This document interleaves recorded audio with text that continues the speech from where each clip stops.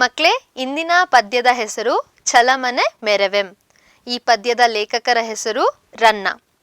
ರನ್ನ ಕ್ರಿಸ್ತಶಕ 949 10ನೇ ಶತಮಾನದಲ್ಲಿ ಬಾಗಲಕೋಟೆ ಜಿಲ್ಲೆಯ ಮುದೋಳ್ ಗ್ರಾಮದಲ್ಲಿ ಜನಿಸ್ತಾರೆ. ಇವರ ತಂದೆ ಹೆಸರು ಜಿನವಲ್ಲಭ, ತಾಯಿಯ ಹೆಸರು ಅಭಲಬ್ಬೆ.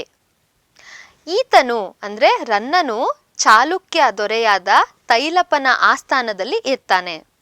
ಇವನು ಸಾಹಸ ಭೀಮ ವಿಜಯಂ ಗದಾಯುದ್ಧ, ಹಾಗೆ ಅಜಿತ ತೀರ್ಥಂಕರ, ಪುರಾಣ ತಿಲಕಂ, ಪರಶುರಾಮ ಚರಿತಂ, ಚಕ್ರೇಶ್ವರ ಚರಿತಂ ಎಂಬ ಕಾವ್ಯಗಳನ್ನು ಕೂಡ ಬರೆದಿರ್ತಾನೆ. ಈತನು ರನ್ನಕಂದ ಎಂಬ ನಿಘಂಟನ್ನ ಕೂಡ ಬರೆದಿರ್ತಾನೆ.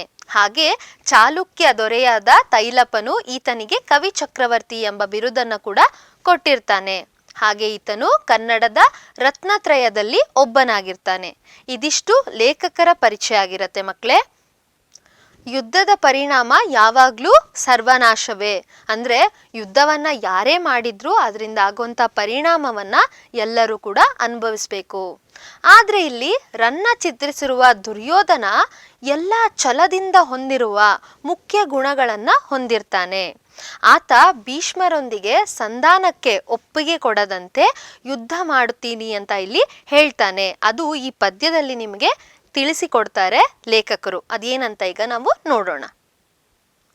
ದುರ್ಯೋಧನನು ತನ್ನ ತಂದೆ ತಾಯಿಯ ಅಪೇಕ್ಷೆಯಂತೆ ಭೂಮಿಯಲ್ಲಿ, ಯುದ್ಧ ಭೂಮಿಯಲ್ಲಿ ಶರಾಶಯದಲ್ಲಿ ಮಲಗಿದ್ದ ತಾತ ಭೀಷ್ಮನ ಹತ್ರ ಒಂದು ಸಲಹೆಯನ್ನ ಪಡಿಲಿಕ್ಕೆ ಬರ್ತಾನೆ. ಆಗ ಈ ಭೀಷ್ಮ ಏನ್ ಹೇಳ್ತಾನೆ ಅಂದ್ರೆ, ತಾತ ಭೀಷ್ಮ ಏನ್ ಹೇಳ್ತಾನೆ ಅಂತ ಹೇಳಿದ್ರೆ, ಪಾಂಡವರ ಜೊತೆ ಸಂಧಾನವನ್ನ ಮಾಡಿಕೋ, ಅಂದ್ರೆ ಒಪ್ಪಂದವನ್ನ ಮಾಡಿಕೋ, ಈ ಯುದ್ಧ ಎಲ್ಲ ಬೇಡ ಅಂತ ಹೇಳಿ ಅವನಿಗೆ ಒಂದು ಸಲಹೆಯನ್ನ ಕೊಡ್ತಾನೆ. ಆಗ ಈ ದುರ್ಯೋಧನ ಹೇಳ್ತಾನೆ, ಇಲ್ಲ, ನಾನು ಸಂಧಾನಕ್ಕೆ ಒಪ್ಪುವುದಿಲ್ಲ, ನಾನು ಯುದ್ಧವನ್ನೇ ಮಾಡ್ತೀನಿ ಅಂತ ಹೇಳಿ ನಿಮ್ಮ ಹತ್ರ ಸಲಹೆ ಕೇಳ್ಕೊಂಡು ಹೋಗೋಣ ಅಂತ ಬಂದಿದ್ದೀನಿ, ನಾನು ಯುದ್ಧ ಮಾಡಲೇಬೇಕು ಅಂತ ಇಲ್ಲಿ ಹಠ ತೊಟ್ಟು ನಿಲ್ತಾನೆ.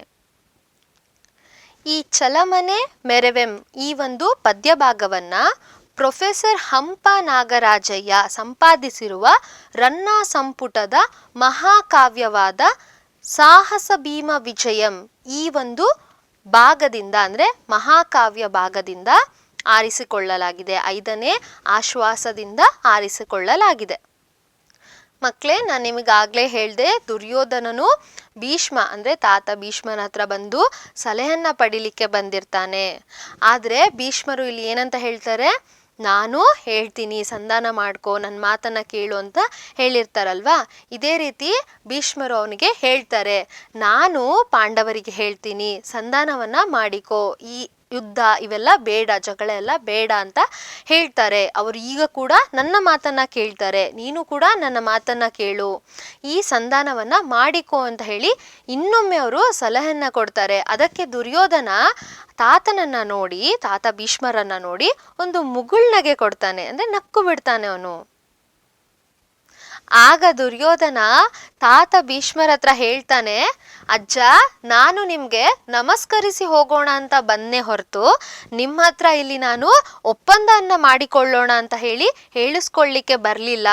ನಾನು ಯುದ್ಧದಲ್ಲಿ ಏನು ಕಾರ್ಯ ಮಾಡಬೇಕು ಅಂತ ನೀವು ನನಗೆ ಸಲಹೆಯನ್ನ ಕೊಟ್ಟರೆ ಸಾಕು ಅಂತ ಹೇಳಿ ಒಂದು ವ್ಯಂಗ್ಯವಾಗಿ ಅವನು ಅಜ್ಜನ ಬಳಿ ಹೇಳ್ತಾನೆ. ಅಂದರೆ ದುರ್ಯೋಧನನಿಗೆ ಇಲ್ಲಿ ಸಂಧಾನ ಮಾಡಿಕೊಳ್ಳಿಕ್ಕೆ, ಅಂದರೆ ಒಪ್ಪಂದ ಮಾಡಿಕೊಳ್ಳಿಕ್ಕೆ ಒಂಚೂರು ಸಹ ಇಷ್ಟ ಇರೋದಿಲ್ಲ. ಹಾಗಾಗಿ ಅವನು ಅಜ್ಜನ ಹತ್ರ ಈ ರೀತಿಯಾಗಿ ಮಾತಾಡ್ತಾನೆ. ಅವನು ಅಜ್ಜನ ಹತ್ರ ಹೇಳ್ತಾನೆ, ನೀವೇನು ನಾನು ಈ ಭೂಮಿಗೋಸ್ಕರ ಹೋರಾಡ್ತಾ ಇದ್ದೀನಿ ಅಂತ ಅನ್ಕೊಂಡಿದ್ದೀರಾ? ಖಂಡಿತ ಇಲ್ಲ, ನಾನು ಪಾಂಡವರ ಜೊತೆ ಛಲಕ್ಕಾಗಿ ಹೋರಾಡ್ತಾ ಇದ್ದೀನಿ. ನನಗೆ ಈ ಭೂಮಿ ಎಲ್ಲ ಹಾಳು ಭೂಮಿ, ನನಗೆ ಈ ಭೂಮಿ ಬೇಕಾಗೇ ಇಲ್ಲ, ನನ್ನ ಕರ್ಣನನ್ನ ಕೊಂದ ಭೂಮಿ, ಈ ಭೂಮಿಗಾಗಿ ನಾನು ಬಾಳ್ತೀನ ಅಂತ ಒಂದು ಪ್ರಶ್ನೆಯನ್ನ ಮಾಡ್ತಾನೆ. ಹಾಗಾಗಿ ಅವನಿಗೆ ಭೂಮಿ ಮೇಲೆ ಆಸಕ್ತಿ ಇರೋದಿಲ್ಲ, ಛಲಕ್ಕಾಗಿ ಅವನು ಪಾಂಡವರ ಜೊತೆ ಹೋರಾಟಕ್ಕೆ ನಿಂತಿರ್ತಾನೆ. ನನ್ನ ಪ್ರೀತಿಯ ಗೆಳೆಯನಾದ ಕರ್ಣ ಹಾಗೆ ನನ್ನ ಪ್ರೀತಿಯ ತಮ್ಮನಾದ ದುಶ್ಯಾಸನನನ್ನು ಕೊಂದ ಈ ಅರ್ಜುನ ಭೀಮರು ಬದುಕಿರುವವರೆಗೂ ನಾನು ಸಂಧಿಗೆ ಒಪ್ಪಲ್ಲ ಅಂತ ಹೇಳಿ ಇಲ್ಲಿ ದುರ್ಯೋಧನ ಭೀಷ್ಮರಿಗೆ ಹೇಳ್ತಾನೆ.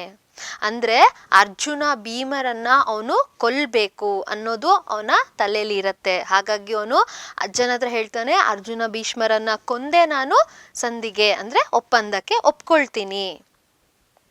ಅರ್ಜುನ ಹಾಗೆ ಭೀಮರು ಸತ್ತ ನಂತರ ನಾನು ಧರ್ಮರಾಜರ ಬಳಿ ಹೋಗಿ ಸಂಧಿಗೆ ಒಪ್ಕೊಳ್ತೀನಿ, ನನ್ನ ದುಃಖ ಆರಿದ ನಂತರ ನಾನು ಸಂಧಿಗೆ ಒಪ್ಕೊಳ್ತೀನಿ ಅಂತ ಇಲ್ಲಿ ದುರ್ಯೋಧನ ಹೇಳ್ತಾನೆ.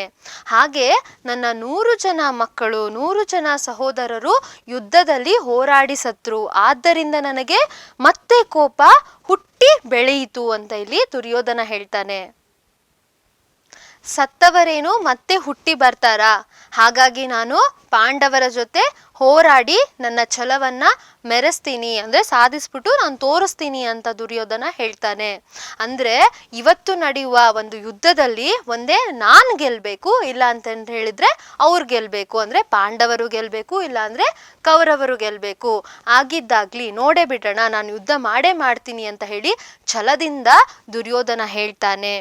ಇದನ್ನ ಯಾರಿಗೆ ಅವನು ಹೇಳ್ತಾನೆ?